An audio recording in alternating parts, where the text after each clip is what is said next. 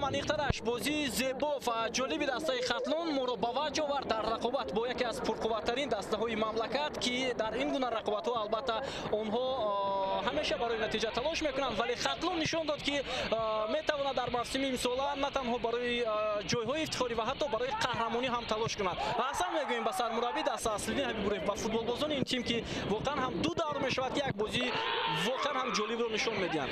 акнун баъд аз он оғози бобарор аз хатлон интизориҳо зиёдтар мешавад ва ман фикр мекунам таваҷҷӯҳи сарпарастон ҳам барои беҳтар кардани вазъи молиявии даста ва футболбозон шояд тағйир ёбад ва ин даста ба таври воқеӣ он азму иродае ки дар се даври аввал нишон дод дар даврҳои дигар ҳам нигоҳ медорад ва дар баробари хуҷанд ва истиқлол муборизаро баҳри қаҳрамонӣ идома медиҳад.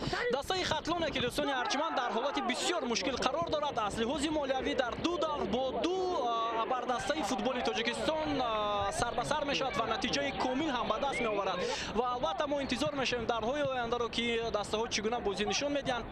хотиррасон кардем ки хатлон дар сафар бо дастаи локомотив помир бозӣ мекунад ва тими истиқлол бошад дар майдони худ бо куктош рақобат мекунад. гузориши мустақими мо аз бозии дастаҳои истиқлол ва хатлон ба поён мерасад. бо шумо будем шориҳон бобо холмурзода ва парвизи маҳмадамин. сеҳатманду пирӯз бошед.